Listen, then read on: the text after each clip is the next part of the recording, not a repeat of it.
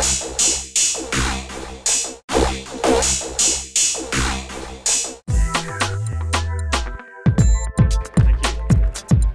it's a pleasure today to be with you and share some insights into the property market. I'd just like to give you a couple of things today. I'm going to give you 10 golden rules that you can follow as a property investor to be successful. I'm going to give you a quick overview of the market, what's actually happening in the market.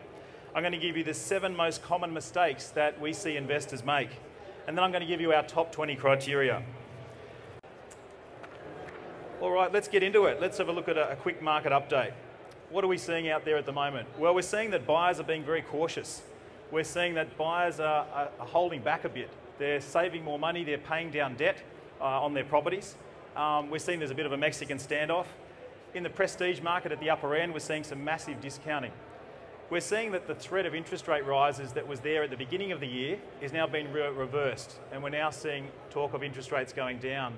My prediction is that we'll see a rate cut in December. Overseas, we're seeing talk about the sovereign debt crisis, share market volatility affecting the nerves of investors. But you've got to remember, property investing is for the long term. It's not a short-term activity. You're there for the long term. Let's have a quick whip around the country and let's see where the median prices currently sit. Now, these figures are from Residex. There are numbers that are different from different providers like Australian Property Monitors or RP Data. But these are the numbers that we've got. And the only point of this slide is simply to show you that at each capital city, the property market is at a different stage. So you might look at that thing and think, look, I'll never invest in Sydney or Melbourne because it's too high. Well, that's false thinking. You've got to look at the rate of growth of a property, not just the price today, but the relative price tomorrow and 10 years from now. So if you knew that the median price in Sydney, say 10 years ago, was $385,000, would you have bought a house there? Well, I certainly would have. So look at the direction of the market, demographics, supply and demand. Now, one of the key messages I want to give you today to take home is that research is king. If you do enough due diligence, then that's going to save you from making mistakes. And I trust that's why you're here today, right? Who's here to get lots of information in their bags, right? And you're going to go home, spread it all over the table, and you'll probably decide which one has the glossiest brochure. I'll go with that company. Well, think about the quality of the research with the different people you've been speaking here today. And I mean, I was the same 20 years ago. I used to go to these expos, you get a show bag full, you probably never look at it again. But if you're going to be true to yourself and actually take some action, decide what you're going to do with that information. All right, so let's have a look at what's the housing situation in terms of supply and demand. This is one of my favourite graphs and one of the key reasons that I love investing in property.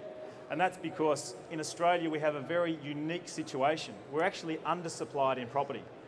Unlike the States where they've got non-recourse loans and an oversupply in property, we have a very strong banking system with full recourse loans. So if you don't pay the bank back, they're going to take the property off you.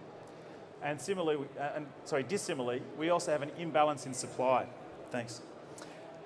We basically have a situation at the moment, if you can see this graph. The blue line is demand. The red line is supply.